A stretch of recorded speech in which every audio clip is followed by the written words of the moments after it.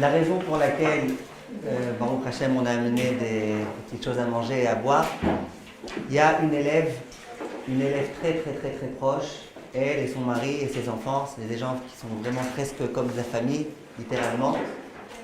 Elle s'appelle Rena Bracha Farina, Rena Bracha Bat Jocelyne Broria, et elle a eu un miracle, Baruch Hashem, cette semaine, et elle m'a demandé de gâter les filles avec des gâteaux, des choses, que les brachot puissent être Bezrat Hashem pour remercier Akadosh Baruch Hu. Le miracle, je vous raconte en 2 mots, elle me l'a raconté. Le miracle est le suivant. Il y a quelques semaines, une amie lui a téléphoné. Et elle lui a dit, tu sais, il y a eu un miracle qui s'est produit. Son amie, elle lui a raconté un miracle. C'était quoi le miracle? Il y a un four qui était resté allumé, il y a eu tout type d'odeurs qui ont commencé à se dégager. Les enfants, ils étaient asphyxiés, il y en a un qui était évanoui, l'autre qui était très mal. Bref, et finalement, il y a eu un grand miracle, que Baruch Hashem, tous les enfants allaient bien. Et cette dame-là lui a dit à mon élève, diffuse autour de toi que c'est important d'acheter des alarmes, incendie, asphyxie, etc.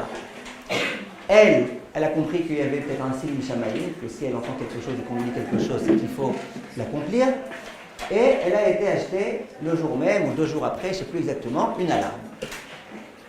Motzei Shabbat dernier, ce Motzei Shabbat là qui est passé, j'ai une élève qui habite à Beth Shemesh, une autre élève, une élève de Beth Shemesh, qui a des grandes difficultés financières en ce moment, très très grandes difficultés financières, c'est une élève aussi très proche.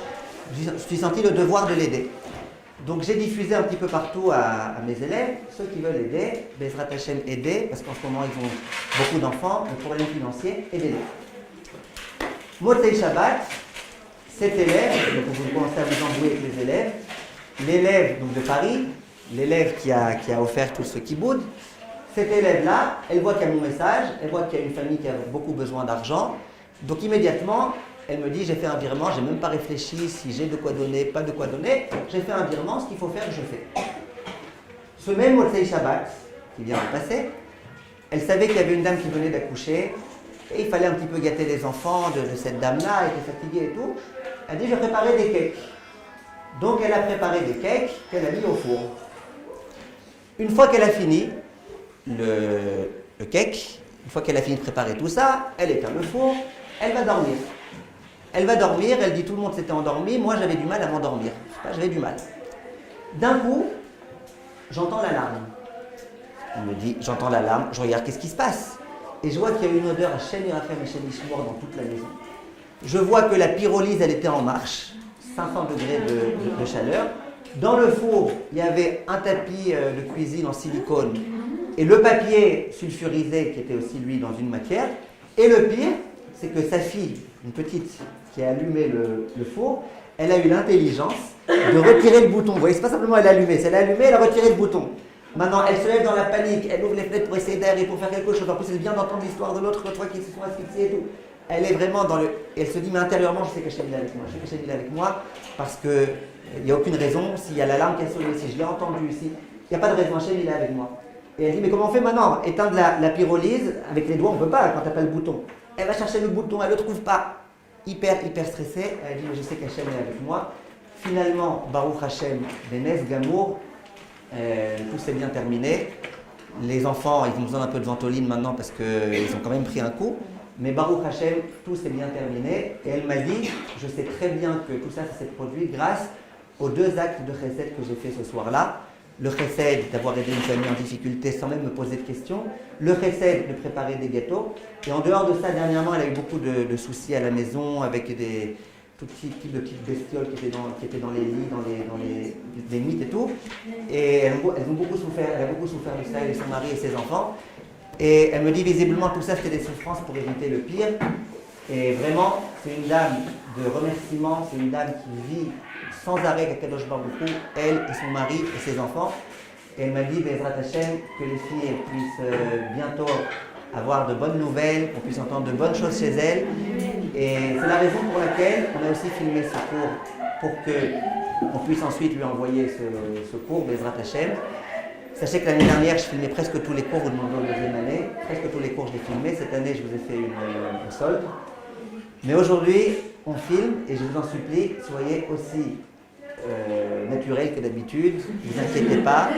Vous pouvez parler, vous pouvez poser des questions, vous pouvez répondre, vous pouvez rire, vous pouvez faire tout ce que vous avez l'habitude de faire. Voilà, vous pouvez ne pas comprendre les blagues. Vous pouvez tomber de la chaise. C'est qui est tombé de la chaise? Vous pouvez tomber de la chaise. D'accord. Alors, Be'ezrat Hashem, voilà, donc Be'ezrat Hashem, que toutes ces brachot, que tout ce cours soit les Hatzlachat, Rena Bracha, bat Jocelyne Bouria, et son mari David Ben Yisroudi Marcel, que ses enfants ils soient des grands Talmidei Chachamim et Tzadikim, Eran Shlomo Ben Rena Bracha. On a besoin d'Amen là, tout en cœur. Elisheva bat Rena Bracha, Serach bat Chana Bracha, et Ezra ben Chana Bracha. Rena Bracha, excusez-moi. Alors, on va aujourd'hui, Bezrat Hashem, parler d'un sujet que les filles adorent. C'est le sujet de pourquoi pas de iPhone. Non, je rigole. C'est le sujet des shidduchim.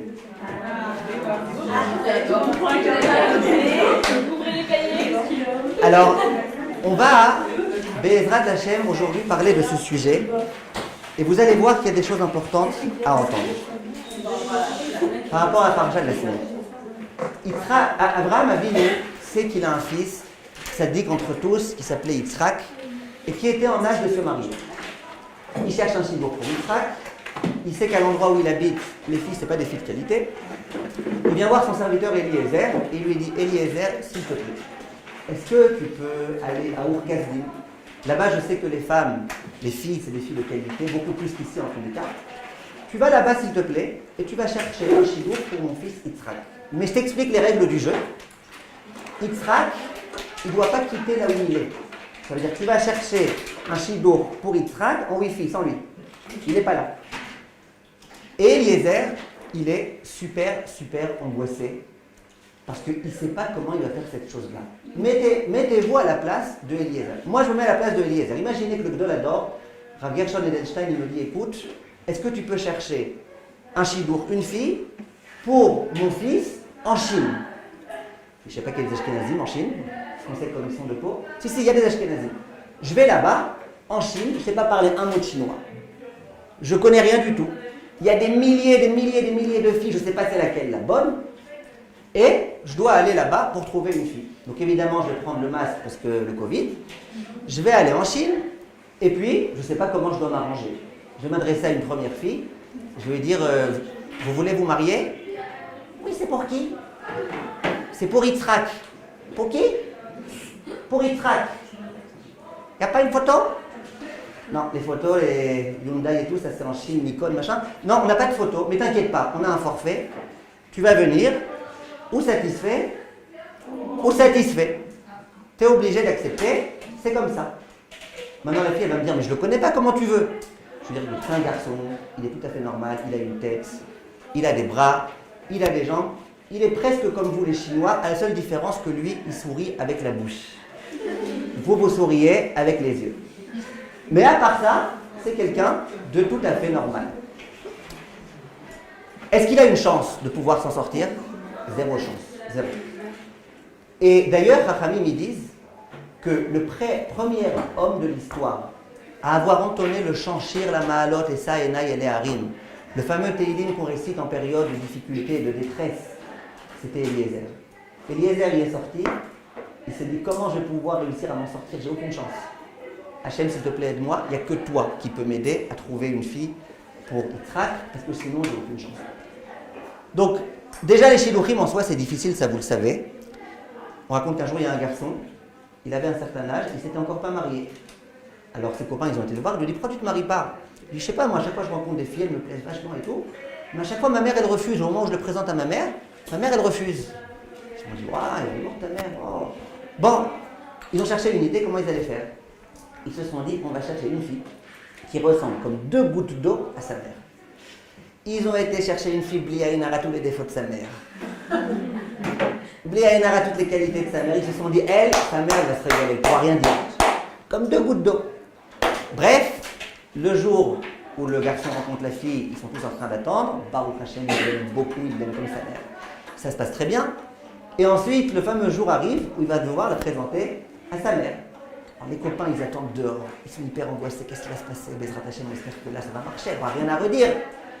Ça dure 1 heure et demie. Après, le jeune homme, il sort avec la tête tout penaud. Alors, ils lui disent, les amis, alors, ça a marché cette fois-ci, on peut te chanter Mazal Tov? Il dit, ouais, ne me demandez pas. Il dit, quoi, ne me dis pas que ta mère, elle n'a pas aimé. Il dit, ma mère, elle l'a adoré. Mais alors, mon père, il l'a pas supporté.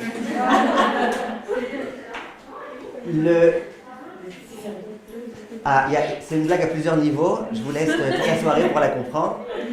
Mais ce que je veux dire, c'est que c'est pas facile les shidduchim. De surcroît, quand tu vas à un endroit inconnu. De surcroît, quand quoi? Quand il n'y a pas la personne. Et voilà que Eliezer, il est censé aller là-bas pour chercher une fille. Maintenant, j'aimerais vous dire la vérité. Eliezer, il est parti, il était confiant. Il a dit son fameux Teilim Shir, la Ma'alot, et ça, Enay, et Harim, c'est déjà très très bien. Il était avec Kadosh Baruch Hu. Mais là, à mon avis, il a fait une grave erreur de tactique. Évidemment, vous écouterez le cours jusqu'au bout pour voir que ce n'était pas une erreur. Mais a priori, c'est une grave erreur de tactique. J'aimerais que vous écoutiez la question et que vous essayiez de m'y répondre. Eliezer, il dit à Kadosh Baruch Hu, écoute Hachem, je ne sais pas c'est qui la fille. Alors moi, je vais m'approcher d'une fille comme ça, au hasard. Et puis, si la fille, je lui dis, tu sais, j'ai soif. Et que la fille, elle dit, ah, t'as soif, ben, je te donnerai à boire et à toi et à tes chameaux. Je saurai que c'est la fille, comme on disait à ce sera le signe, comme quoi c'est la fille qui te convient. Déjà, Eliezer, il a 0,0000% de chance de trouver la fille. Mais qu'est-ce qui rajoute encore des conditions et des exigences? Vous imaginez un petit peu, ça veut dire quoi? Faut que la fille, tu lui dises une phrase et qu'elle te réponde une phrase toute prête alors qu'elle ne savait pas qu'elle avait cette phrase à apprendre par cœur. Un jour, je disais la chose suivante. Imaginez, regardez, ce soir, d'accord, j'avais pas les nerfs de venir donner le cours. Je me suis dit, je suis fatigué, j'ai pas les nerfs, en plus, il faut aller faire les courses avant pour amener à manger, en plus, l'autre, elle va me tomber de la chaise. J'ai pas les nerfs, moi, pour donner cours aujourd'hui. Donc, je me suis assis dans mon salon tranquille et j'ai dit, regarde, par défaut, je ne vais pas donner cours aujourd'hui. Les filles, ben, elles se contenteront de la soirée musicale ce soir, elles me laissent. Mais je dis Hachem, écoute Hachem, on ne sait jamais. Peut-être que ta volonté, c'est que j'aille. Oh, regarde Hachem. Si à un moment donné, je suis assis dans mon salon tranquille, et qu'il y a une araignée qui arrive, une grosse araignée, et qu'elle fait devant moi une toile, mais pas une toile normale, genre les hexagones, non, une toile sur laquelle elle écrit « Evriel, va vite à ton cours ». Et que ma femme arrive à ce moment-là dans la pièce. Et qu'au lieu de faire comme d'habitude quand elle voit une araignée, « Ah, je vais mourir, on va tous mourir !» Elle reste, elle garde le calme. Et que le calme araignée, je saurais que c'est un signe, et que le calme araignée, ça se fait pas dans le fois là. Je saurais, ne vous inquiétez pas, j'en ai des pires après. Je saurais que quoi? Que c'est qu'un signe, comme quoi Hachem il veut que je vienne, où ça? Donner le cours. Ok? Ok? Maintenant Eva, vous me voyez ici ce soir. Je suis présent, vous savez pourquoi? Parce que moi je voulais pas venir, mais il y a eu une araignée qui est venue. Elle a fait une toile, elle m'a dit elle va vite à ton cours. Ma femme elle est venue, le calme araignée, voilà pourquoi je suis venu. Vous allez me prendre pour un fou, n'est-ce pas? Qui a dit oui? Eh bien oui, vous allez me prendre pour un fou. Ben, c'est ce que Eliezer il fait. Eliezer il dit moi je veux un signe. Donc il arrive, il dit c'est une femme. Je lui dis une phrase toute simple, innocente, j'ai soif. Et qu'elle me dit d'elle-même, 2 points ouvrons les guillemets. Je donnerai à boire non seulement à toi mais aussi à tes chameaux. C'est que ce sera la bonne chose. Et le pire de tout, c'est que ça s'est exactement passé comme ça. On dirait qu'elle était au courant, Rivka. Quand il lui dit Eliezer, j'ai soif, elle lui dit exactement la phrase qu'il voulait entendre, encore mieux que ce qu'il voulait entendre. Elle lui a fait la phrase caricaturée, non seulement je te donnerai à boire à toi, mais en plus à tes chameaux. La question que je vous pose, c'est Eliezer déjà, il est embêté. Il va dans un endroit inconnu. Il sait qu'il va devoir chercher une aiguille dans une boîte de foin. Une fois que j'ai dit cette expression, quelqu'un m'a dit bah, c'est vrai, c'est pas difficile de trouver une aiguille dans une botte de foin. J'ai dit ah ouais, c'est pas difficile. Il dit ben non, tu mets le feu à la botte de foin, il y a le feu qui vient, et puis après tu récupères l'aiguille. J'avais pas pensé à ça. Mais en tout cas, c'est pas facile. Qu'est-ce qu'il fait Eliezer? Il cherche les problèmes. La vérité, il avait zéro chance de trouver. Zéro. Zéro chance de trouver, mais était un miracle gigantesque. Il avait zéro chance de trouver. Alors, Bechavod, Salomé, elle a une réponse à me donner. Non, c'est une question. Est-ce qu'on a le droit de demander à Hachem un signe pour des survivants? C'est aussi une bonne question, mais à part est-ce qu'on a le droit? Moi, je pense qu'a priori, c'est idiot. Tu perds toutes tes chances de trouver la personne. Non, mais il savait, ça, comme ça, vraiment, il veut dire d'aller. Oui, mais Abraham, il n'a pas dit de faire des signes complètement bizarroïdes. Mais il savait qu'en fait, si elle acceptait, c'était la bonne pour Israël. Il savait que si elle allait accepter, c'était la bonne pour Israël. Ouais, peut-être qu'Hachem, il voulait lui donner une fille, mais qu'il ne voulait pas jouer à son jeu. Non, Peut-être qu'Hachem, il voulait ce soir que je vienne au cours, mais qu'il n'a pas voulu jouer à mon jeu, de trouver une araignée bizarre, un truc bizarre, peut-être. C'est bizarre son histoire à Eliezer. C'est même pas un signe facile. C'est même pas. Regarde, si lui avait dit, si je lui demande à voir, et qu'elle me dit ok, c'est fréquent. Aujourd'hui, je suis venu, j'ai demandé de l'aide pour organiser les salades là. Et bien, il y a des filles qui ont aidé. Ok, ça c'est un signe, ça va. C'est même pas un signe. Mais de venir et de dire, si je lui dis ça, et qu'elle me dit, et toi, et tes chameaux, avouez que c'est un peu exagéré. Peut-être à l'inverse, c'est mieux, parce que du coup, il a moins de son, mais finalement, il a trouvé plus vite. Ouais, mais où il trouve, il Il y trouve a pas. trop de sons, c'est mieux. Ouais, mais où il trouve pas. Oui, Oriane. Parce que comme Eliezer, il a renoncé à sa fille pour Efrat, il a voulu choisir. D'accord. Alors il a dit à Hachem, en faisant sacrifice, tu m'aides en retour et tu me donneras un signe. Ok, peut-être. Et tu veux ça.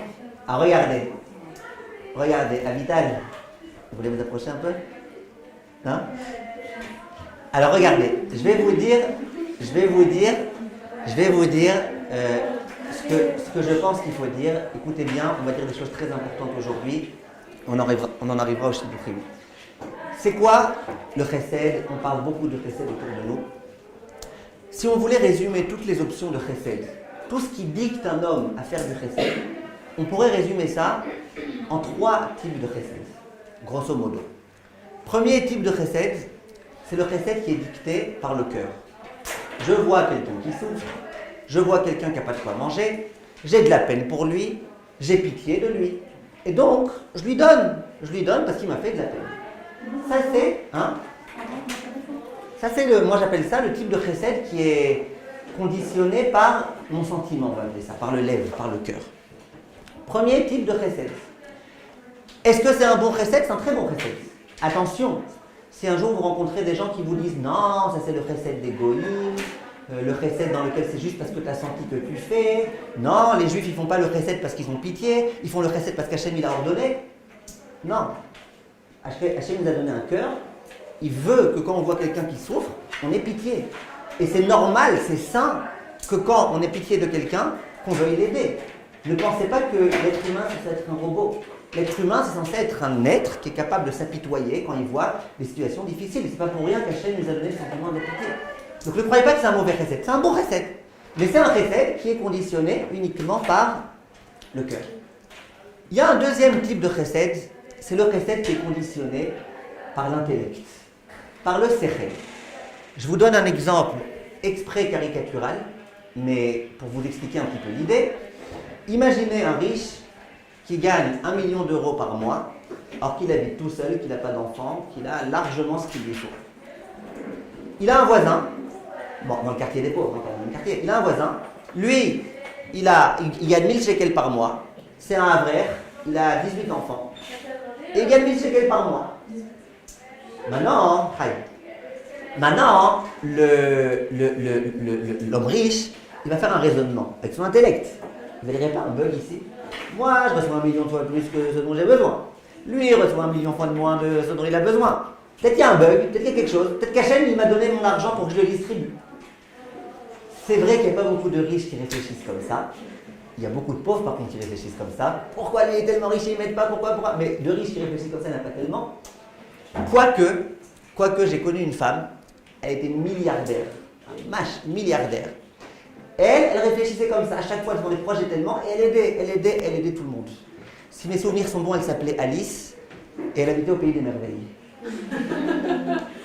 Il n'y a pas tellement de personnes qui réfléchissent comme ça. Mais en tous les cas, vous comprenez ce que je veux dire quand je dis un chesed du sechel? Ça veut dire que tu réfléchis. Je dois l'aider, je dois pas l'aider. Pourquoi Hachem m'a donné la possibilité maintenant d'aider? Pourquoi Hachem m'a donné de l'intelligence? Peut-être c'est pour aider. Vous comprenez ce que je veux dire? Ça, c'est le deuxième type de chesed.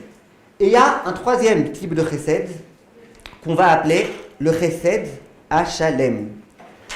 C'est quoi le chesed Hashalem? Le chesed complet. Le chesed qu'on va appeler d'inconditionnel. Le chesed en tout état de cause, par principe. Chesed. Non, je pas compris le deuxième chesed du Sérel. Le deuxième, c'est je réfléchis. Quelqu'un me demande de l'aide, je réfléchis. Je dois l'aider, je dois pas, peut-être oui, peut-être non, quelqu'un d'autre peut l'aider, peut-être pas moi. Ah d'accord, c'est moi, bon alors je vais l'aider. Ça c'est le deuxième type de chesed. Le troisième, c'est je fais du chesed par principe. Chesed pour le chesed, ce qu'on appelle le chesed Hashalem, le chesed parfait. Le chesed inconditionnel. Trois types de chesed qui existent. Maintenant, comprenez bien qu'ils ne se contredisent pas.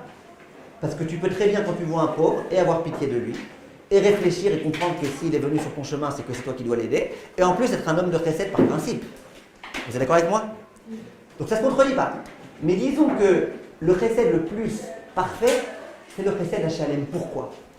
Parce que si mon chesed, il dépend uniquement de mon cœur, et bien le jour où j'ai pas de cœur, le jour où j'ai pas les nerfs, le jour où j'ai pas envie, le jour où je m'apitoie pas d'une personne, ben je ne ferai pas chesed avec elle. Si mon chesed il est conditionné par mon intellect, le jour où mon intellect il me dit non tu peux laisser se débrouiller, ça va, il n'y a pas besoin de toi, je ne ferai pas de chesed. Alors que si moi je suis dans l'optique du chesed Hashalem, le chesed dans tous les cas, à 100%, quoi qu'il en soit, je veux faire du chesed. Là, même si mon cœur il me dicte pas, même si mon intellect il m'ordonne pas, malgré tout, je ferai du chesed. C'est pas sincère du coup. Si, ça peut être très sincère, ça va. C'est pas le Ah, cœur. c'est pas avec le cœur. Non, c'est je que peux là, expliquer. j'ai pas envie. Ok, mais tu le fais quand même. Mais tu le fais quand même. Très bien.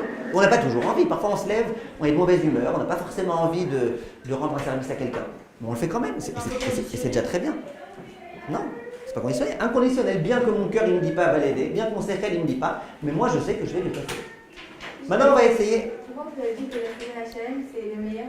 Le quoi? Le chesed Hashalem. Ben parce que même si mon cercle il m'ordonne pas, et même si mon cœur il m'ordonne pas, je le ferai quand même. Ok? Maintenant, j'aimerais, Bezrat Hashem, ensemble, qu'on réfléchisse à Abraham Avinu. Abraham Avinu,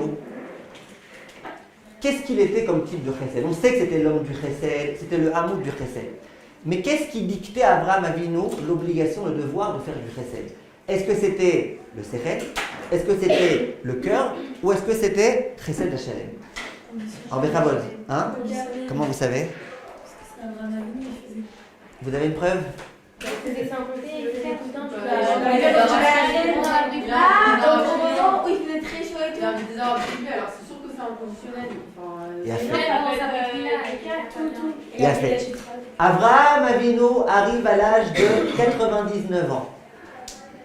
Il vient de subir une opération chirurgicale très difficile qui s'appelle la Brit Mila. Quand on fait la Brit Mila à un bébé de 8 jours, vous voyez combien il pleure. Quand on fait la Brit Mila à quelqu'un de 99 ans, vous vous imaginez un petit peu combien il doit souffrir. Akadosh Baruch Hu, il a vu qu'Abraham il souffrait, c'est le 3e jour de sa Brit Mila, et il s'est dit, tel que je le connais ce Abraham, s'il y a des invités qui viennent, il est encore capable de les inviter. Il va craquer. Hachem, il a fait un miracle. Miracle, grand miracle. Il a fait en sorte qu'il fasse super chaud, une chaleur inhabituelle dans le désert, 55 degrés à l'ombre. Vraiment une grande chaleur. Il s'est dit comme ça, 55 c'est pas écrit dans le Midrash, quand je suis tunisien. D'accord? 55 degrés à l'ombre. Et quoi? Et il rentre dans et il attend les invités. Akadosh Baruch Hu, il s'est dit ouais, je le vois comment il est misken, le pauvre. Et il est malade, et il attend des invités, et il n'a pas d'invités, ouais, misken. Qu'est-ce qu'il fait à ce moment-là, Abraham Avinu? Il envoie Eliezer. Eliezer, son serviteur, il l'envoie. Il lui dit, regarde, est-ce que tu peux s'il te plaît aller chercher? Peut-être par hasard, il y a des invités ici ou là qui sont en train de chercher où venir. Eliezer, il part. Il va chercher. Et il revient. Et il dit à Abraham Avinu, écoute, dans cette chaleur-là, il n'y a pas un chat. Alors Abraham Avinu, il est tout triste. Il dit, bon, tu sais quoi, il y a des chats. En tout cas, il n'y a pas d'être humain. Il n'y a rien, pas un seul être humain. À ce moment-là, que fait Abraham Avinu? Dit Razal, de lui-même il sort. Et de lui-même il va chercher si Eliezer il lui a pas menti en quelque sorte. De lui-même il va chercher ce qu'il n'y a pas des invités. À votre avis, pourquoi il n'a pas fait confiance à Eliezer alors que c'était Eliezer, c'était un homme sadique, c'était un homme qui était proche de lui? À votre avis, Chirel? Son nom. Je sais pas. Ce que vous dites, ça va? Ah, il dit peut-être qu'il a pitié de moi. Non, parce que justement, c'est un truc à déchirer, c'est parce que c'est une grosse. Ok, mais ça, il lui a dit Eliezer, il n'y a pas d'invité. Bien sûr, il lui fait confiance. Il lui a même fait confiance pour chercher un chidour. Emma? Peut-être parce que Eliezer, justement, il avait un décès de cœur. Et du coup, comme il avait pitié d'Abraham, alors il a. Ah, ok. C'est ce que l'une d'entre vous a dit. Ah, Je vais il vous avait dire. un recette de par rapport à Eliezer. Je vais vous dire. Il doit insister. Que quoi? Il doit insister auprès d'Eliezer, du coup. Ok. Mais pourquoi il n'a pas cru quand Eliezer il dit il n'y a pas? En fait, Eliezer, lui, c'était pas sa mitzvah d'aller chercher, donc il s'est dit, moi, je vais beaucoup mieux chercher. Il a fait Salomé. Je vais vous dire ce que Chazal ils disent. Eliezer, c'était le serviteur d'Abraham. Quand il y a des invités, qui est-ce qui est à la cuisine en premier lieu? Le serviteur. Eliezer, Abraham Avinu, il s'est dit, peut-être que Eliezer, Béhémet, il a vu ce qu'il voulait voir, il n'a pas vu ce qu'il ne voulait pas voir. Pas Chas Veshalom que Eliezer c'était un menteur et tout, Chas Veshalom, il lui faisait confiance.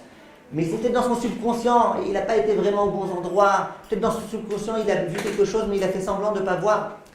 Parce que vous savez qu'on voit ce qu'on a envie de voir. On ne voit pas ce qu'on n'a pas envie de voir.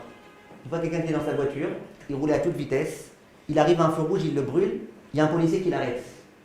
Alors le policier lui dit, mais dites-moi monsieur, vous n'avez pas vu le feu rouge? Il dit, si, le feu rouge j'ai vu. C'est vous monsieur le policier que j'avais pas vu. On voit ce qu'on veut, on ne voit pas ce qu'on veut pas. Moi ce qui m'énerve le plus, c'est quand parfois je me promène dans la rue, je rencontre quelqu'un, et je vois que quelqu'un il m'a vu, mais il fait semblant qu'il ne m'a pas vu. Il marche comme ça, il fait semblant qu'il ne m'a pas vu. Le soir, il y a sa femme qui vient à mon chiot. Je lui dis, ah, aujourd'hui j'ai vu votre mari. Bon, lui, il ne m'a pas vu, hein, mais moi, je l'ai vu. Elle dit, ouais, je sais, il m'a raconté.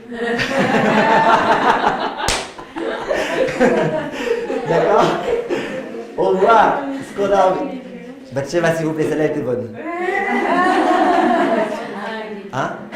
C'est pas grave. Alors, on voit ce qu'on a envie de voir et on ne voit pas ce qu'on n'a pas envie de voir. Il s'est dit, Abraham Avinu, peut-être que quoi? Peut-être qu'il n'a pas vu, parce qu'il ne voulait pas voir. Qu'est-ce qu'il fait Abraham Avinu? Il va de lui-même chercher, est-ce qu'il n'y a pas par hasard des invités? Maintenant je vous pose une question. Vous êtes avec moi? Vous êtes avec moi ou pas? Ouais. Alors maintenant je vous pose une question. Je me mets à la place de Abraham Avinu. Ok? Je me mets à la place d'Abraham Avinu. Oriane, je me mets à la place d'Abraham Avinu et je me pose la question. Est-ce que le chesed d'Abraham, c'était un chesed qui venait du cœur de la pitié? Ben, pourquoi tu veux avoir pitié du fait que personne n'a besoin de ton aide? Quand il y a des gens qui ont besoin de ton aide et tu les accueilles dans ta tente, Chazak. Oui, parce qu'attendez, j'ai oublié de vous préciser, Shiran, j'ai oublié de vous préciser que dans l'histoire, qu'est-ce qui se passe? Akadosh Baruch Hu, il envoie les anges, ça vous le savez. Et là, pour celles qui ont envie d'un stimulant, lisez ces quelques psukim de la paracha. Abraham, 99 ans, il vient de recevoir la Brit Mila. Regardez les psukim. Abraham, il se dépêche, il dit à sa femme, vas-y, prépare vite à manger, prépare truc. Il a couru pour faire la shrita de l'animal. Il a couru, il s'est excité comme un petit gamin, alors qu'il avait 99 ans, qu'il était souffrant. Alors ma question est la suivante. Est-ce que Abraham Avinu, c'était parce qu'il avait de la peine? Bah non. Imaginez, alors voilà, imaginez un pompier qui rentre le soir à la maison. On va l'appeler Vincent. C'est le mot qui me rappelle le plus incendie. Et il rentre à la maison et il fait la déprime, la grosse déprime. Sa femme elle lui dit, qu'est-ce qu'il y a là, Aziz? Il y a eu des morts aujourd'hui? Non, pire. Qu'est-ce qu'il y a eu? Il y a eu des dommages, il y a eu des maisons qui ont brûlé? Non, pire. Hier quoi? Il dit, aujourd'hui il n'y a pas eu un seul incendie à éteindre. Je n'ai pas pu aider quelqu'un, je n'ai pas pu sauver des vies humaines. Vous allez prendre pour un fou. Pourquoi? Parce que toi, en tant que pompier, on a besoin de toi. S'il y a un incendie, tu viens sauver. Mais s'il n'y a pas eu d'incendie, c'est encore mieux. C'est royal. Il n'y a pas eu d'incendie, il n'y a pas eu de problème, il n'y a pas eu besoin de venir. C'est encore le mieux. Qu'est-ce qu'il fait Abraham Avinu? C'est un peu pareil. Il n'y a personne qui vient. Il est triste. C'est comme ça joue de lui, c'était pas tombé. Exactement. Maintenant, regardez. Si on considère que quoi? Que son chesed à lui, c'était un chesed qui venait du sechel, de l'intelligence, de la réflexion. Eh bien, il y a un proverbe très français qui dit, avant d'aider les autres, d'abord aide-toi toi-même.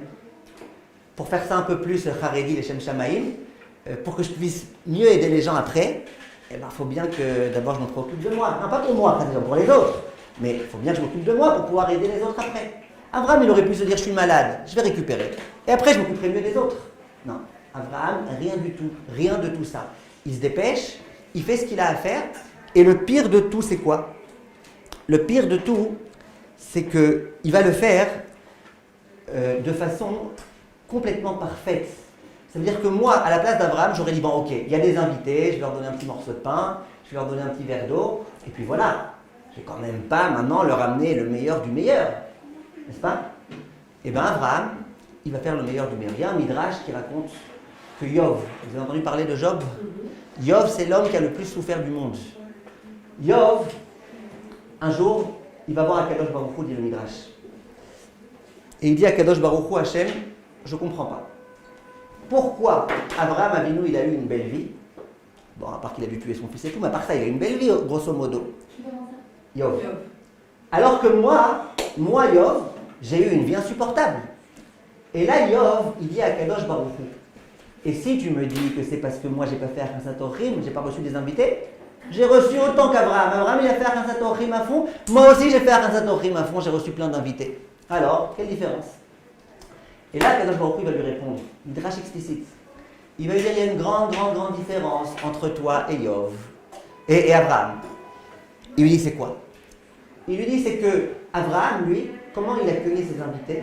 Il allait à l'extérieur.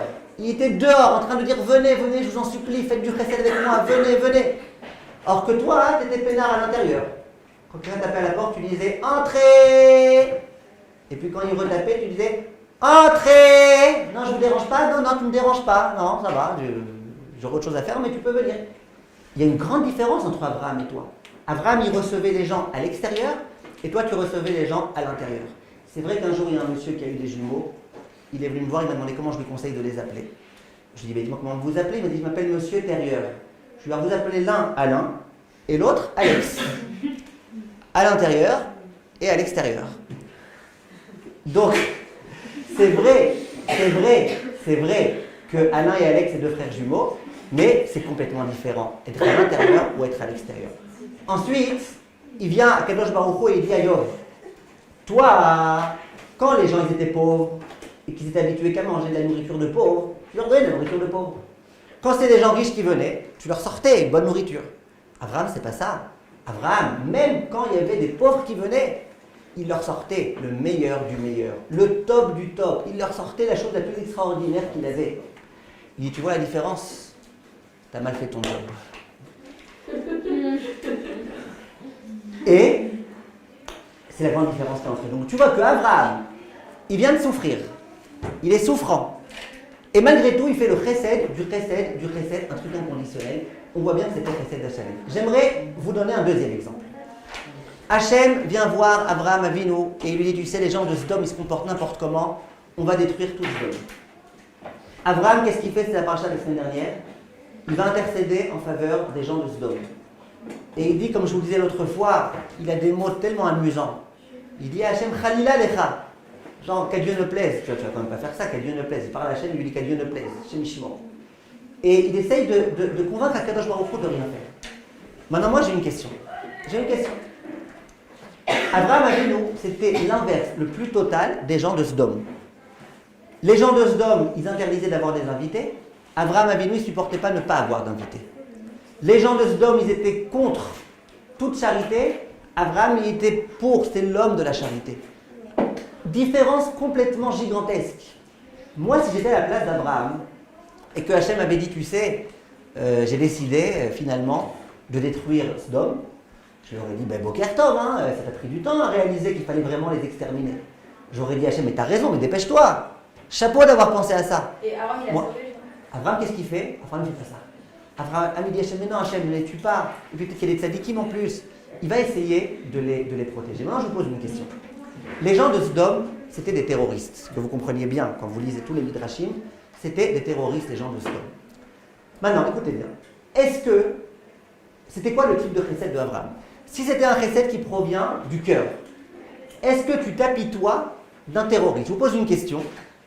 Imaginez qu'on vous raconte à la radio, écoutez une seconde, imaginez qu'on vous dise à la radio, aujourd'hui il y a un terroriste qui a essayé de tuer des Israéliens.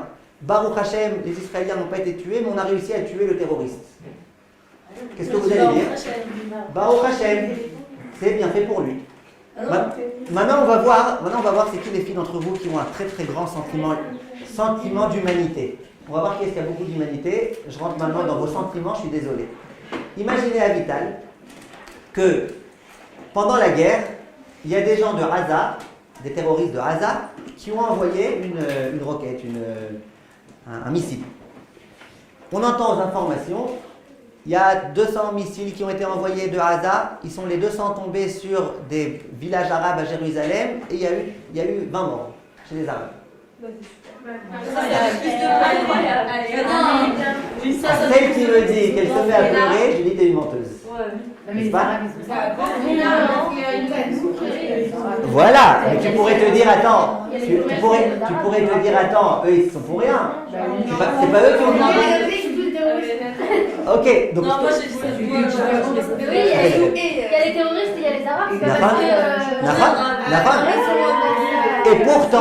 Et pourtant, bien qu'il y a les terroristes.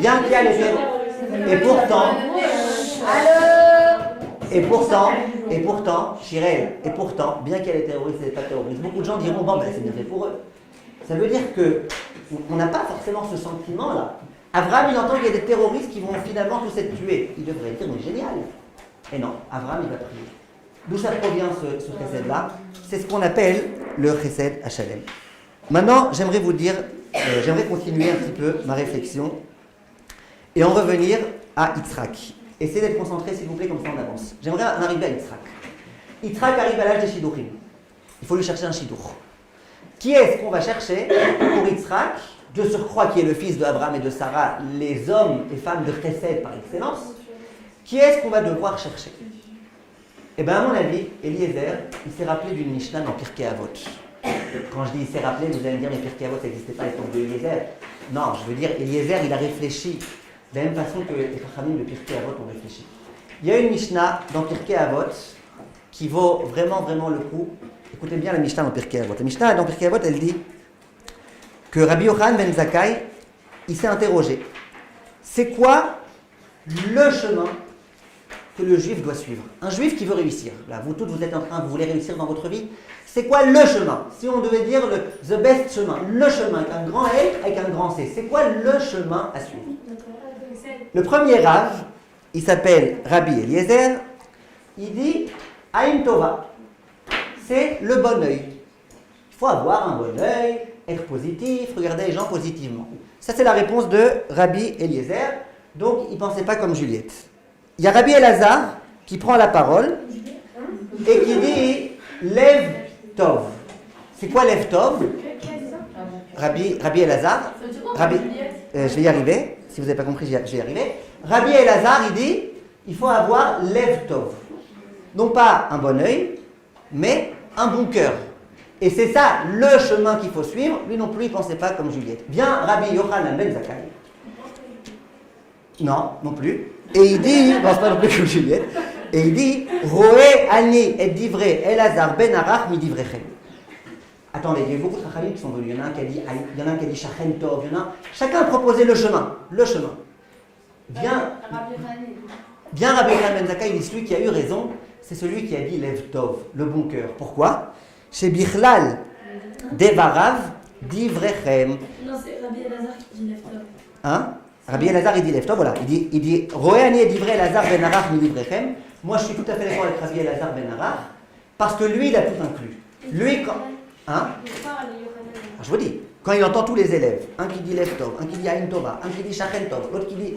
Il dit celui qui a raison, le chemin à suivre, c'est celui qui a dit Lev Tov, et lui non plus, il ne pensait pas comme Juliette. Vous connaissez Juliette. Juliette, elle a l'habitude de dire que tous les chemins mènent à Roméo. Donc, si chacun il dit moi j'ai un chemin, c'est qu'il ne pense pas comme Juliette, puisque Juliette elle pense que tous les chemins mènent à Roméo. Je sais qui dit Aïn Tova. Aïn Tova, c'est Rabbi Eliezer. C'est vrai, ça Vous allez dire Rabbi Elazar, c'est la Non, Non, c'est Rabbi Elazar. Alors maintenant, écoutez bien. Vient le Tiferet Israël, et ce que je vais vous dire maintenant, c'est une trouvaille. Ça vaut des millions ce que je vais vous dire maintenant. Ce que je vais vous dire maintenant, je l'ai trouvé moi un jour en étudiant les Pirkei Avot avec les Mefarshim. Ça vaut des millions, des milliards, ça vaut énormément ce que je vais vous lire maintenant. Tout le cours d'aujourd'hui, sauf les blagues, il est contenu dans ces 2 lignes du Tiferet Israël. Écoutez bien, vous allez kiffer, mais soyez concentrés s'il vous plaît, vous allez kiffer. Tiferet Israël, dans Pirkei Avot. Il pose la question, quelle différence entre Lev Tov et Aïn Tova? A priori c'est pareil, un bon œil, un bon cœur, ça va, c'est la même chose. Quelle différence entre les deux? Alors il dit comme ça, Venir Ali, il me semble, de Lev Tov ou Mitzad Agouf, Sheitragel Kach, Ad Shena Asalo, Leteva Sheni. C'est pas peine de noter en hébreu tous les mots. Le Lev Tov, c'est celui qui est inconditionnel, c'est-à-dire il s'est tellement habitué à faire du chesed que c'est devenu un Teva Sheni, une seconde nature. L'homme du Lev Tov, c'est l'homme dans lequel c'est sa nature de faire du chesed. Il continue et il dit, Mashen Ken, Aïn Tova. Par contre, le bon œil, Aïnou Shemitnaeg, Bemidot Atovot, Mikoach Hasechel. Il se comporte bien, il fait du chesed, mais parce que son intellect le lui ordonne, et uniquement quand son intellect le lui ordonne. Et du coup, quoi? Si finalement il fait du chesed, tant mieux, ça change quoi si c'est à cause du sechel ou à cause d'une seconde nature? Il dit le Rav, ou mechamat sherak al yede asechel yachi achitzro eno ose atov besimcha karaoui. Il dit étant donné que quoi, qu'il le fait que par le sechel, ça veut dire je vais faire, je vais pas faire, ça vaut le coup, ça vaut pas le coup. Peut-être que quelqu'un d'autre aurait pu le faire à ma place, ras vesham, je serais fatigué berchinam. Quand c'est comme ça que tu réfléchis, eh ben, premièrement, ça c'est moi qui rajoute, tu risques quelquefois de ne pas faire le chesed, parce que parfois ton sechel et tu dis ne le fais pas. Mais même quand tu fais en étant en faisant la tronche. T'as des doutes? Tu viens en faisant la tête. Est-ce que tu as des doutes? Est-ce que tu n'es pas convaincu? Tu as des doutes? Or, quand c'est naturel, c'est ta nature. C'est ce que l'une d'entre vous a dit tout à l'heure. Qu'il aimait le chesed. Vous avez dit tout à l'heure, il aimait le chesed. Il voulait faire du chesed. Il était complètement chesed. C'est pas Emma ce que vous avez dit tout à l'heure. Il vivait le chesed. Quand tu vis le chesed et que tu fais du chesed, tu te sens bien. Qu'est-ce qui fait que les gens parfois ils râlent alors qu'ils ont fait du chesed? Il paraît que les Français ils râlent beaucoup. Il paraît même que ça fait partie de l'hymne national des Français de râler. Râlons enfants de la patrie. C'est pas moi qui l'ai dit, hein, Donc, pourquoi tu râles? Pourquoi tu râles? Parce que tu n'es pas content de ce que tu fais. Si tu étais heureux de ce que tu fais, tu râlerais ou pas? Non. Donc pourquoi tu râles? Parce que tu n'es pas content. Pourquoi tu n'es pas content? Parce que c'est pas ta nature. Tu dois faire du chesed, parce qu'on m'a obligé à faire du chesed, il m'a pas laissé le choix, il m'a dit vas-y aide-moi sinon je crève, il m'a pas laissé le choix. Donc du coup j'étais obligé d'aider. Mais tu n'es pas content du bien que tu as fait. Si on résume, le Tiferet Israël, il a résumé notre cours en 2 phrases, en une phrase. Il dit c'est quoi Lev Tov? C'est ce que nous on a appelé, Bechavot, qui est-ce qui suit? Mon nature. Oui, c'est ce que nous on a appelé, Kélia, dans notre cours, comment on appelait ça? Inconditionnel. Très bien. C'est ce qu'on appelle le chesed HLM. Ça veut dire que tu fais. Pas de question, oui, non, peut-être, pas. Tu fais du chesed. Par nature, tu fais. Tu comprends même pas pourquoi tu fais du chesed. Par contre, l'autre chesed, qui s'appelle Aïn Tova, c'est quoi? C'est le sechel. Moi, j'ai rajouté aussi le cœur. Mais c'est à peu près la même chose. Ça veut dire, c'est un chesed que tu fais que parce que tu comprends que dans ce cas-là, il n'y a que toi qui peux aider, ou que ça vaut vraiment le coup que tu aides, ou que si tu aides pas, ça ne se fait pas. Ça, c'est le sechel, ça c'est Aïn Tova. Pourquoi, pour parler du vrai chesed, on parle de Lev Tov, alors que pour l'autre, on parle de Aïn Tova? Quel est l'organe le plus vital? Le cœur ou l'œil? Le cœur. Donc quand on veut parler de quelque chose qui est Tov, et qu'on veut te dire que c'est ça la meilleure dimension du chesed, on te parle de Lev Tov. Ça, c'est la Mishnah de Pirkei Avot expliquée par Tiferet Israël. Maintenant, je vous demande de bien écouter. Eliezer, il va chercher un shidour pour Yitzhak. Il se dit, qui est-ce que je vais prendre? Pour le Gadol, le géant, qui s'appelle Yitzhak. En plus, Yitzhak, il a été éduqué dans une famille de chesed. Et en plus, il doit assurer la pérennité de tout le clan d'Israël. Qui est-ce qu'on va prendre pour Yitzhak? Il s'est rappelé de cette Mishnah. Et il a dit, attends, c'est quoi la conclusion de la Mishnah? C'est que le chemin qu'il faut suivre, c'est quoi? Ton cœur. C'est Lev Tov. Donc il s'est dit, Eliezer, je vais chercher une fille qui a le Lev Tov. Regardez comment on est loin de ça aujourd'hui. Imaginez que quelqu'un me téléphone et qui me demande des renseignements sur Mazal, par exemple. Imaginez. Et que moi je lui dis, elle a un bon cœur, je vous ai brûlé là. Et si je rajoute 2 mots avant ça, je peux vous tuer encore plus. Dans le fond, elle a un bon cœur, je vous ai tué. Mais pourtant c'est l'inverse. C'est quoi lève-toi? C'est le mieux, c'est le top. Donc comprenez bien que quand on dit que quelqu'un il a un bon cœur, c'est bien. C'est bien. Aujourd'hui on vit dans un monde de mensonges. Bon cœur c'est quelque chose de bien. Eliezer, il cherche une fille qui a un bon cœur. Et maintenant, on peut tout de suite essayer de bien réfléchir. Je souhaite que vous suiviez bien maintenant, c'est très important. L'histoire est la suivante. Rivka, elle est près d'un puits. Il y a Eliezer qui arrive. Eliezer, c'était un géant. Le Midrash, il dit, visiblement sans exagérer, il dit qu'Eliezer était tellement grand qu'il était capable de tenir ses 10 chameaux dans la paume de sa main. Et pas parce que les chameaux, ils étaient petits, genre chérie, j'ai rétréci les chameaux.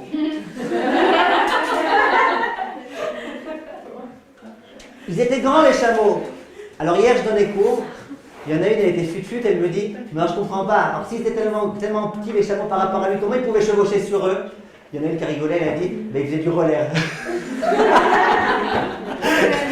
Ils faisaient du roller. D'accord? En tout cas, il arrive avec ses chameaux. Maintenant, moi je me mets à la place de Rivka. Rivka, d'après certains midrashim, elle avait 3 ans. D'après d'autres midrashim, elle avait 14 ans. Je me mets à la place de Rivka, une petite fille, tout à fait ordinaire. Lui, le géant, il s'adresse à elle, mademoiselle. Elle lève les yeux, elle voit pas jusqu'où il faut lever. Elle met ses jumelles, elle voit qu'il est avec ses chameaux comme ça. C'est déjà un miracle qu'il ne soit pas évanoui. Moi, à sa place, je me serais évanoui. Et il lui dit, j'ai soif.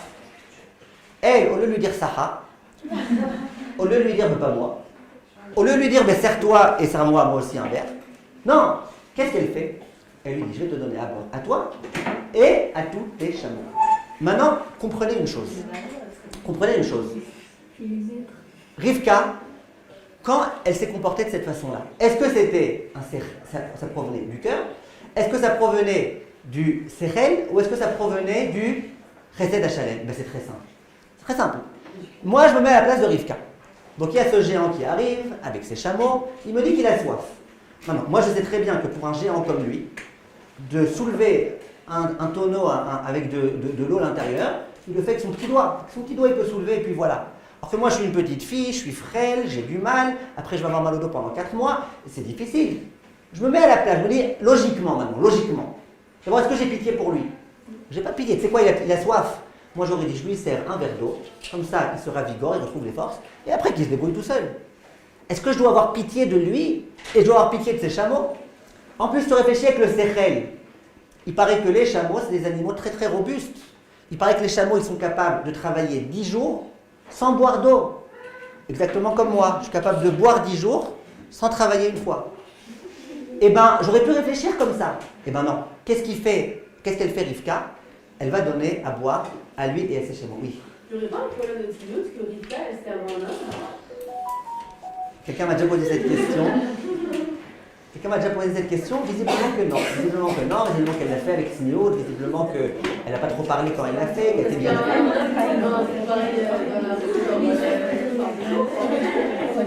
Nahon. Mais d'abord, à l'époque, c'était pas les mœurs tellement bizarres comme aujourd'hui, j'imagine, en tous les cas là-bas. Ensuite, moi, par exemple, Batsheva, elle m'a servi un verre de coca, j'en ai pas fait un plat. C'est dans la rue, il la connaît même pas. Nahon. En tous les cas, mesdemoiselles, je souhaiterais terminer Bezrat Hashem avec cette idée-là. D'après le sechel, d'après l'intellect, elle n'était pas obligée de lui dire je vais te donner à toi et tes 10 chameaux et de me tuer pour faire ça. D'après le cœur, elle n'était pas obligée de faire ça. Elle n'était pas obligée. Pourquoi elle l'a fait? Parce que c'était Chesed Hashem. Non. Eliezer, il avait prévu le coup. Il s'est dit si je viens voir la fille et que je lui dis j'ai soif et qu'elle me dit bah tant mieux pour toi, c'est pas une fille Chesed. Maintenant, si je lui dis j'ai soif et qu'elle me dit bon t'as soif, je te sers un verre, après tu te débrouilles. C'est Aïn Tova. Ok, elle réfléchit, qu'est-ce que je dois aider, qu'est-ce que je ne dois pas aider, il ne faut pas non plus trop aider, pour pas qu'il y ait baltosif. Elle réfléchit bien et tout, finalement elle sait qu'il faut aider. Ok. Eliezer il voulait pas ça, Eliezer il voulait le top du top. Et Zoï derrière Yeshara, c'est quoi le meilleur chemin? Le meilleur chemin, c'est quoi le meilleur chemin? C'est Leftov. Il s'est dit comment je vais voir si elle a le Leftov? Je vais lui dire, j'ai soif. Et si elle me dit, eh ben, je vais te donner à boire à toi et à tes chameaux, ça veut dire que c'est une fille qui a du Leftov. Et c'est quelque chose de grand. Maintenant, écoutez quelque chose de très important. Et de, ouais. Vous avez dit que c'est pas le crissage Israël, ni le crissage. Non, c'est pas le crissage. Pitié? Quoi, elle a eu pitié des chameaux? Elle a eu pitié d'Eliezer, le pauvre, va devoir se fatiguer pour puiser de l'eau, alors que lui, avec son petit doigt, il est capable de puiser de l'eau. Maintenant, regardez, ne pensez surtout pas que Rivka, ce jour-là, elle était dans un élan de joie et de gaieté parce qu'elle avait gagné à la marée avec ses copines, ou parce qu'elle avait fait un très joli Scooby-Doo. Ne pensez surtout pas ça. Vous savez qu'on apprend une halakha de ce comportement de Rivka. Je vous le dis quelle halakha. On a une halakha que quand on a un animal à la maison, on doit d'abord lui donner à manger et après manger soi-même. Question des grands décisionnaires. Et si je veux boire, est-ce que je dois d'abord donner à boire à mon animal ou je peux boire moi-même? Viennent les plus grands décisionnaires et disent non, concernant la boisson, tu peux boire toi-même avant. D'où ils le savent? De Rivka. Tu vois que Rivka, elle a d'abord donné à boire à Eliezer et ensuite aux chameaux. Donc de là, tu vois que concernant la boisson, tu peux commencer par l'être humain et après les animaux. Une halakha, on a appris dans tous les temps, qui nous accompagne jusqu'aujourd'hui, cette halakha. On a accompli cette halakha-là. D'où on apprend ça de son comportement. Donc ne pensez pas que c'était ce jour-là, elle était particulièrement heureuse, dans l'euphorie. Non, ce jour-là, si elle s'est comportée comme ça, c'est que c'était elle. Maintenant, je finis avec 2 points, s'il vous plaît, très très importants. Très très très importants. Le premier point est le suivant. Chachamim disent que comment il a su s'approcher d'elle. Il y avait des milliers de filles là-bas. Comment il a su s'approcher d'elle? Viennent Chazal et disent qu'il a vu que cette fille était une fille miraculeuse. Comment? Hein? Non, il a vu qu'il y avait un miracle. Alors qu'en général, l'eau, elle va vers le bas. Là, l'eau, elle montait vers elle. Ça veut dire que Rivka, elle était là, elle voulait boire. L'eau, elle montait vers elle. Donc c'était un super grand miracle. Entre nous, moi aussi, ça m'arrive plein de fois que l'eau, elle monte vers moi quand je bois à la paille. Et finalement, qu'est-ce qui s'est passé? Il y avait un miracle. On s'est dit, si elle a un miracle à elle, peut-être que c'est une fille importante. Alors maintenant, j'ai une question pour Ilona, une question très très forte. Elena, j'ai une question très très forte. S'il a vu qu'il y avait un miracle, ben c'est le meilleur signe du monde. Pourquoi elle a besoin de jouer le jeu? J'ai soif, et elle de répondre, alors je te donnerai à toi et à tes chameaux. Elle avait mieux, il avait un miracle, il a bien compris que c'était elle. Réponse, Elena. Moi, c'est jouer à un jeu. Mais il y avait un miracle, non, c'est un miracle. Rivka, vous êtes bien placé pour savoir. Pourquoi? Attendez, c'est Rivka. Il a vu qu'il y a un miracle, ça y est, c'est elle. C'est pas meilleur signe que ça, est-ce qu'il y a ça? Non, mais on fallait vraiment remonter ou j'aurais allé. Ah ouais, l'eau elle montait. Parce qu'il avait fixé ça. Et lui, il voulait la Il avait fixé, mais là il est mieux que ce qu'il a fixé. Moi j'ai demandé s'il y a une araignée qui vient et qui me dit va-t'en. Il y a une araignée qui vient et qui me dit Dieu m'a envoyé pour que tu. Encore mieux que Il ce avait que j'ai aucun demandé. effort. Mais il voulait peut-être Il voulait voir savoir s'il avait un effort. Bah, Hachem, il est avec elle. Très très bien. La réponse, vous savez c'est quoi à mon avis? Et moi j'y crois très fortement à cette réponse. Et plus vous serez habitué à mes cours, plus vous comprendrez que c'est une réponse qui me représente tout à fait. Vous savez pourquoi il n'a pas voulu? Parce qu'un miracle, on s'en fout. Quelqu'un qui est capable de faire un miracle, ça ne veut pas encore dire que c'est un grand homme. Vous savez qu'il y a des gens qui font des miracles en se servant des forces de l'impureté. On appelle ça des sorciers. Il y a des gens qui se servent de l'impureté pour faire des miracles. Un miracle en tant que tel, ok, c'est joli, c'est beau, c'est peut-être une interpellation, peut-être c'est elle là qui vient, on va tenter. Mais c'est encore rien. Aux yeux de Chachamim, une fille de qualité, c'est une fille qui a un leftov, comme elle a dit Salomé. C'est pas une fille qui a des miracles. Miracle, ok, alors. Miracle. Par contre, une fille qui a des bonnes qualités, ça c'est ce qu'il valait, ce qu'il voulait voir. Maintenant, je finis avec une question. Une question pour qui? Pour Pédout? Oui? Je peux vous poser une question? Ah, écoutez la question. Cette question, c'est pas moi qui la pose, c'est le Rav Ezrahi. Écoutez bien. Il dit, je ne comprends pas. Eliezer, non mais suivez bien, c'est un calcul mathématique. Eliezer, il vient. Ok? Il s'adresse à la gamine et il lui dit, qui s'appelle Rivka, il lui dit, voilà, j'ai soif. Elle lui dit, ben, c'est très bien, ça tombe bien, je vais te donner à boire à toi et à tes chameaux. Est-ce que vous êtes d'accord que dès qu'elle a dit cette phrase, ça y est, on a bien compris que c'était elle? Oui. Maintenant, elle n'a pas encore fait. Alors tu sais quoi? Peut-être que les gens pouvaient se dire, bon allez, on va tester qu'elle est vraiment sérieuse. On va attendre qu'elle me serve. On va attendre qu'elle serve pour le premier chameau.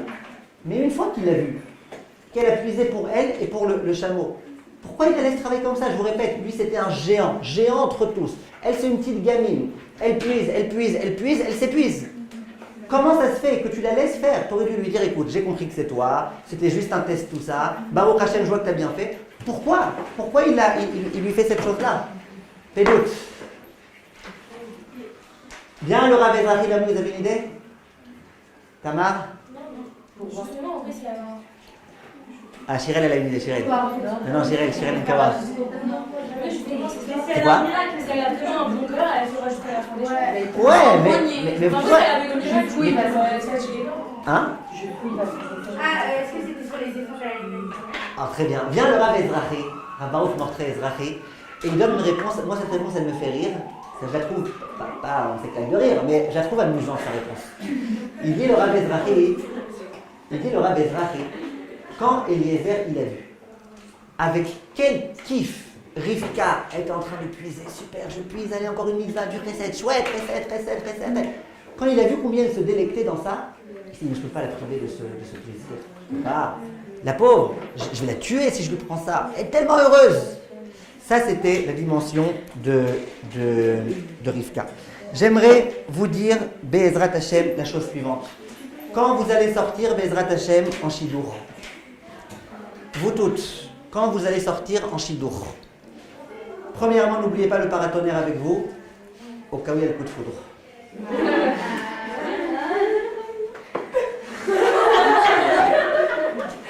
Mais ça, c'est un petit conseil. Le grand conseil que je vous donne, vous voulez quelqu'un de bien, cherchez quelqu'un qui a lève tov, quelqu'un dont c'est sa nature de donner, quelqu'un qui donne, qui aime donner, qui veut donner, qui cherche qu'à donner, qui n'a que ça dans sa vie, de donner. Écoutez bien. Cherchez lève tov. Je vous promets que ça passe avant toutes les questions de est-ce qu'il sera d'accord que je mette la perruque ou pas et à quelle longueur. C'est intéressant tout ça, c'est très intéressant, très philosophique et halakhique. Mais il y a des choses qui passent avant. De savoir que la personne, que le garçon en question, il a un lève tov, c'est la chose qui est la plus importante, la plus urgente. Et j'en profite pour dire que cette dame en question pour laquelle on dédie ce cours, c'est une dame qui a lève tov, un truc comme j'ai jamais vu de ma vie. À chaque fois que je fais une tournée en France, c'est rare, mais ça arrive que je fasse des tournées, c'est elle qui se préoccupe avec son mari de moi du début jusqu'à la fin. Non seulement je dors chez eux à la maison, mais en plus à chaque fois, vous voulez manger rare, elle me prépare des repas 5 étoiles. Et tout, c'est elle qui me débrouille des taxis pour aller de là à là, je ne veux pas que je paye un sou de ma poche. Parfois je dois me battre avec elle et c'est elle qui m'emporte. Donc vous comprenez? Et ben ça c'est là. Et c'est pas pour rien que cette femme-là, elle a compris que ce jour-là, elle a été sauvée, elle et sa famille, grâce aux actes de chesed. Permettez-moi de finir avec une petite dernière histoire qui est en lien avec notre cours, qui est en lien avec votre soirée musicale et que vous êtes obligés d'adorer. Cette histoire, c'est une femme qui l'a racontée à Rav Shlomo Levinstein, l'un des très grands conférenciers israéliens. Cette femme, elle vient voir le Rav Shlomo Levinstein. Ne vous inquiétez pas, quand ils verront que j'arrête, ils font la sonnerie. Non, c'est vrai, ils attendent? Non. Alors, cette femme, elle raconte au Rav Levinstein, je vais vous raconter une histoire. J'habite à Tel Aviv, et là où j'habite, il y a un endroit dans lequel on aime bien faire une fois par mois, Shabbat Mevachrim, Motzei Shabbat, on aime bien faire une soirée de chizouk. Cette soirée de chizouk, comment ça marche? Parfois on amène un rav, parfois on amène une rabbinite, parfois on amène un orchestre, soirée musicale. Il dit, il y a une fois, ils ont voulu mettre le paquet. Qu'est-ce qu'ils ont fait? Écoutez, c'est une histoire très très jolie, écoutez, vous perdez. Qu'est-ce qu'ils ont fait? Ils ont décidé d'amener et le rav qui a parlé, et la rabbinite, et l'orchestre. Ils ont amené des chanteuses extraordinaires, bien sûr, quand le rav était déjà parti. Et ils ont fait une vraiment chizouk partie ce soir. Elle dit, on était là, et quel kiff, le rav il parlait bien, et la rabbinite, elle parlait avec éloquence, et avec sentiment, avec... Et alors le mieux, le pire, c'est quand il a commencé à avoir le kumbzitz, là, les chants. Tout le monde chantait, c'était trop beau, les chants, tout doux, à la Moti Steinmetz et tout, c'était un kiff de kiff. Et cette femme qui raconte, elle dit, donc moi j'étais super contente, en plus j'avais fait du chesed, j'avais pris dans ma voiture une dame qui était assise à côté de moi, c'est ma voisine, on était assis tous les deux, on kiffait bien la soirée. Et là, la chanteuse, elle a commencé à chanter Vezakeni le Gadel. Vezakeni le Gadel, Bali Boum. Vous connaissez ce chant? Chant Hachem, donne-moi les 50 Talmidei Chachamim. Elle dit, alors là, c'était le summum. On était toutes les yeux fermés en train de se balancer. On pleurait, on priait Hachem de tout notre cœur pour que nos enfants soient Talmidei Chachamim et tout, et tout, et tout. Et à ce moment-là, la femme qui était à côté de moi, la fameuse voisine que j'ai amenée en voiture, je la vois, elle commence, elle se retourne et elle papote. Elle papote avec la fille qui était derrière. Elle dit, hey, tu sais, je suis venu en voiture aujourd'hui avec celle qui est à côté. Et tout le monde lui dit, mais chut, tu me déranges, on est en plein champ, tout le monde kiffe. Et elle dit, bon d'accord, il ne veut pas que je parle. Et puis au bout de 2 secondes, elle se retourne. Hey, tu sais, Bezrat Hachem, ce soir, on se retrouve après le... Et tout le monde lui dit, mais chut, c'est toi, tu déranges. Elle dit, bon écoute, je dérange, alors j'arrête de parler, mais tu sais, en fait, elle continue à parler. Elle a dérangé tout le monde. Tout le monde. Entre les gens qui disaient chut et les gens qui disaient chut à ceux qui disaient chut, c'était Hachem Yerachem. Quand la soirée était terminée,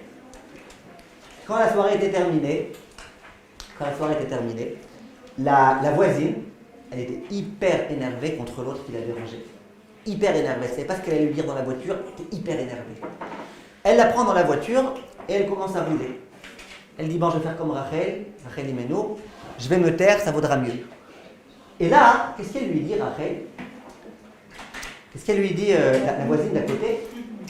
Elle lui dit, tu sais, ouais, c'était une belle soirée ce soir. Et là, on est dit, ouais, si t'as pas été là, ça aurait été 1 million de fois mieux, mais bon, je me tais, je suis Rachel. Et là, la copine d'à côté, elle lui dit, mais alors, le top du top dans cette soirée, c'était le Vezakeni le Gadel. Très envie de dire, tu fais exprès ou tu te moques de moi? Vezakeni le Gadel, là où tu as dérangé tout le monde, tu crois que c'était le meilleur? Et là, elle lui dit, je suis désolé de vous avoir dérangé, je suis vraiment désolé. Mais je vais te dire la vérité. On était tous comme ça dans l'émotion. Il y avait le chant, c'était tellement beau. La chanteuse avait une tellement belle voix. Et moi, je me suis rappelé à ce moment-là, dans ce chant Vezakeni le Gadel, que juste derrière moi, il y avait une amie à moi qui s'asseyait.